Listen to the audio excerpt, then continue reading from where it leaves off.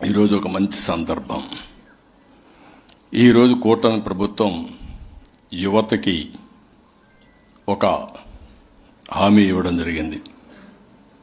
అంటే భవిష్యత్ అంతా యువత పైన ఆధారపడుతుంది.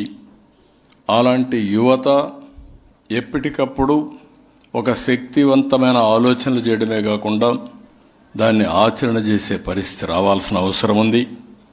అందుకే ఈ ప్రభుత్వం యువతకు ఎక్కువ ప్రాధాన్యత ఇస్తున్నాం, వాళ్ళ ఉద్యోగాలకు ఎక్కువ ప్రాధాన్యత ఇస్తున్నాం.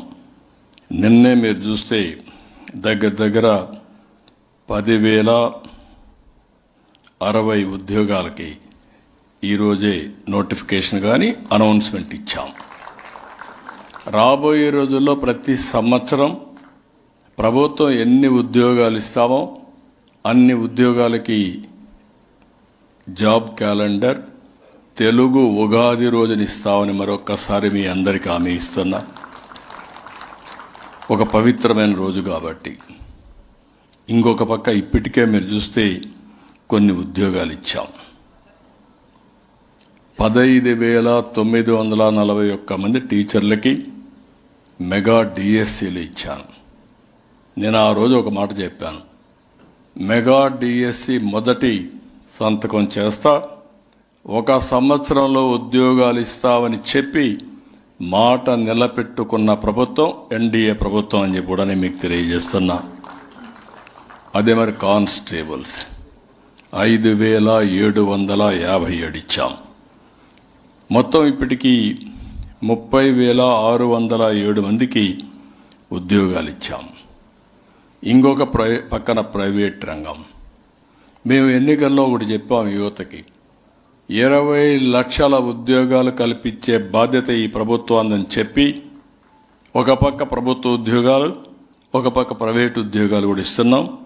ఇప్పటి వరకు ప్రైవేటు ఉద్యోగాలు చూస్తే 6,28,000 మందికి ఉద్యోగాలు ఇచ్చిన ప్రభుత్వం ఎన్డీఏ ప్రభుత్వం అని చెప్పి కూడా నేను మీకు తెలియజేస్తున్నా.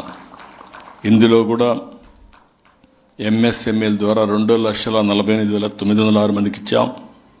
స్కిల్ డెవలప్మెంట్ ద్వారా 1,46,627 మందికి ఇచ్చాం. పరిశ్రమల రంగంలో 95,174 మందికి ఇచ్చాం.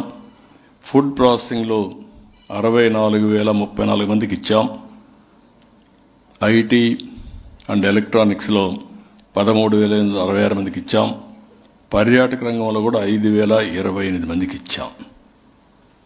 ఇప్పుడు వచ్చే ఉద్యోగాల్లో కూడా మీరు చూస్తే ఈ 10,060లో ఉన్నత విద్యలో 1,500, గ్రూప్ 1లో 91, గ్రూప్ 2లో 750, హోంశాఖలో 2,778, ఇతర ఉద్యోగాలు 928 మందికి ఉద్యోగాలకు నోటిఫికేషన్ ఇస్తున్నాం.